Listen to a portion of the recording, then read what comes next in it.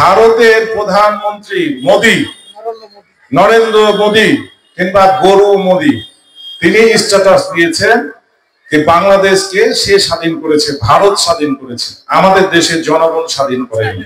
দেখেছেন আপনারা? কথা বলতে হবে তো, নাহলে তো মজা পাওয়া যাবে না। দেখেছেন না দেখেননি?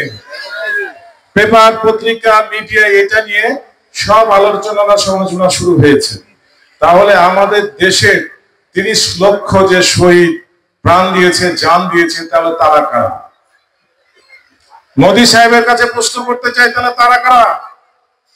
তারা এই বাংলাদেশের নাগরিক, এই বাংলাদেশের যোদ্ধা, এই বাংলাদেশের কৃতি সন্তান, এই বাংলাদেশের বীর মুক্তিযোদ্ধা যারা শহীদ হয়েছে।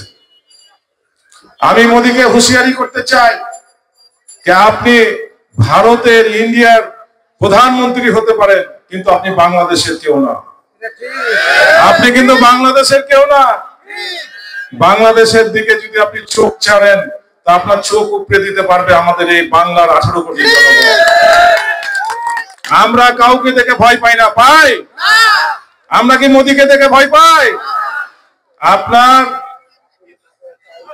আপনি যে আপনার বাড়িয়ালি রেখেছিলেন, এই 16 বছর আমাদেরকে যে অত্যাচার নির্যাতন করেছেন, আপনার বাড়িয়ালিকে আমরা 5ই আগস্টে আপনার কাছে পাঠিয়ে দিয়েছি।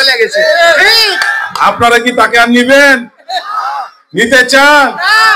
তারা ভারতে সুখে শান্তিতে ঘর সংসার করুক, ওখানেই থাকুক, ওখানেই মারা যাক, আমরা আল্লাহর কাছে দোয়া করি। ঠিক না বেঠি? আমি শুধু আপনাদেরকে অবগত করতে চাই, আমি বলে না, ধানের শীষ যেই নিয়ে আসবে, ধানের শীষ যেই প্রতীক নিয়ে আসবে, আপনারা তার জন্য ঝাঁপিয়ে পড়বেন। পড়বেন না? পড়বেন না?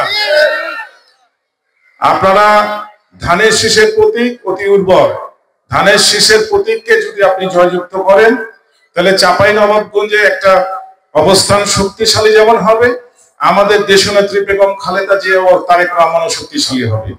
আমাদের দল সরকার গঠন করবে। তখন আমরা সাধারণ মানুষের যে সমস্যাগুলো আছে সেগুলো আমরা কিন্তু তুলে ধরতে পারবো এবং আমরা তার লক্ষ্যে কাজ করতে পারবো।